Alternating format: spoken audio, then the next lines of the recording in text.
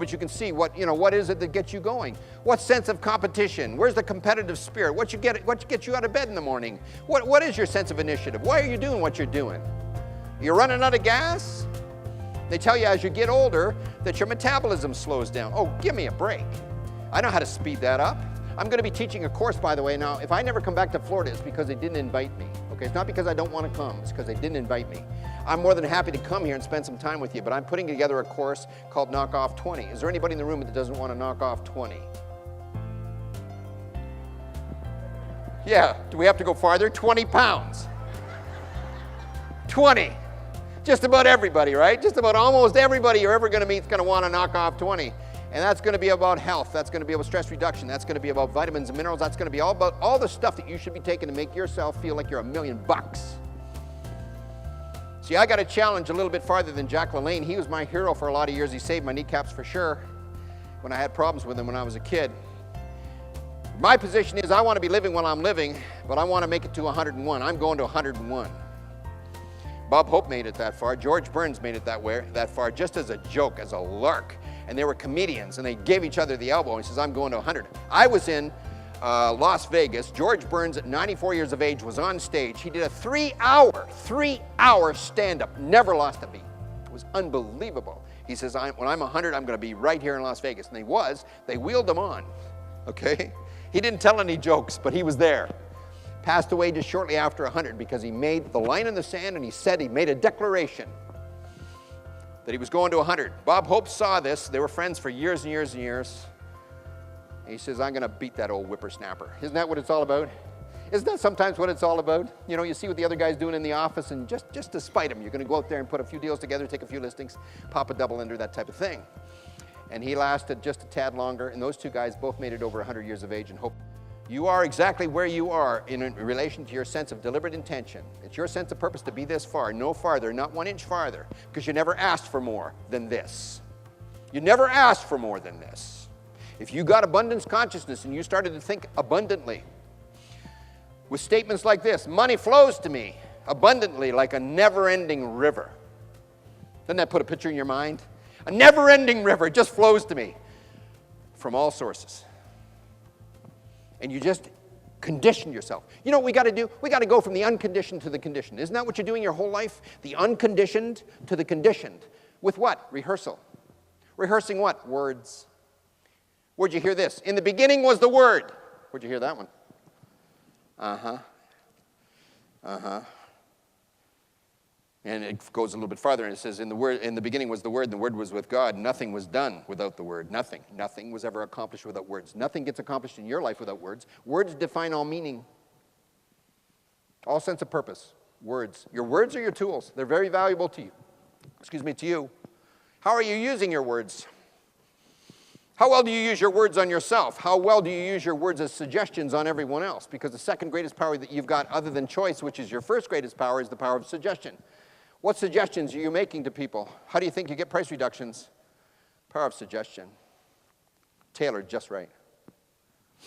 With perfect timing. How do you want to do everything? With perfect timing, don't you? Don't you?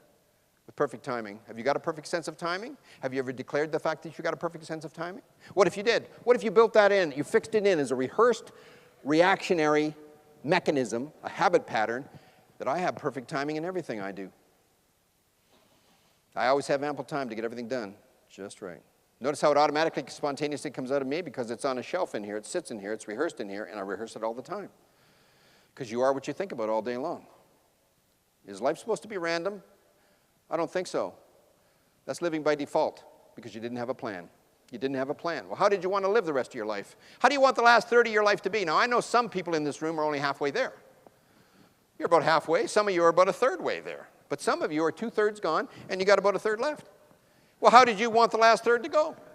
No, if that's where you are. No, but can't you ask for the order? Isn't that what you do when you sit down at the table when you're in a 5-star restaurant? You ask for the order, don't you? And if you said medium rare, right, you don't want to have to follow that person back into the to watch them on the stove fixing the thing. You give them the order, you expect it to come back just medium rare. It's 5-star. When you send the email, it's sent. You don't have to go chasing after it. It's sent. What do you think thinking is? Spiritual email. Spiritual email. Ask yourself this question, does prayer work? Put up your hand if you think it works. Yeah, look at that. Look at that. Usually 95, 98% of the room will say yes. Guess what? Most of you don't do it. You believe that it works, but you don't do it. I think, you can almost get to a redefinition of that insanity thing, of continuing to do the same thing over and over and over, expecting different results, that if you actually believe something works and you don't do it, who's a stupid one under those circumstances?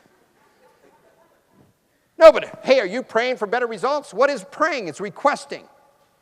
It's request. What do you pray for? Stuff you want. Do you ever pray for things you don't want? No, nobody would ever do that. Unless you're a little bit of a nutbag, You pray for what you want. You ask and request for what you want.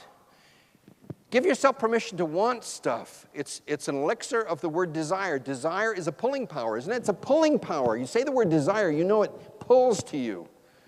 This is what I want to have happen. Give yourself permission to ask for more. I don't know, that's my favorite number. They say it's the loneliest number. 1 is the loneliest number. Not when you say first. Not when you say first. I didn't say second. I said number 1. Now, to become number 1, to become the biggest, you've got to become the best. Because when you're the best, you become absolutely irresistible, tantalizing, to the point that they cannot resist you.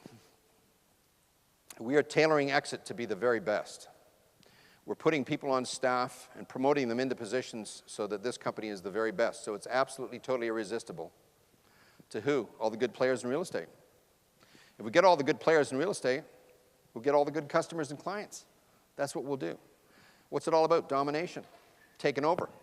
Because we totally believe, with our hearts, minds, and souls, that this formula is the best formula. It ultimately has the most potential. Now, granted, with anything that's got potential, you've got to use it to make it work.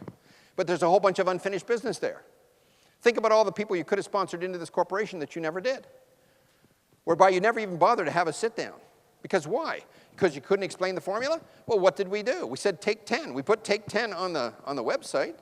We got Jeff and Amy to sit down. We had 2 little movie stars in the office. I said, you guys look like movie stars. We put it behind the camera, and before you know it, they're talking about the exit formula. What I says, make it into about 10 minutes. Well, they came back at 17 minutes, so I had to hack it up and chop it up and everything else.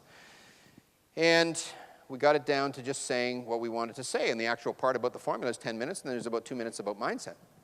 But just put it there. Just leave it there. Just let anybody else, some wandering bystander that wants to hear how this works, just a 10-minute dissertation, because not even our own people know how to say this right, the 10, 7, and 5.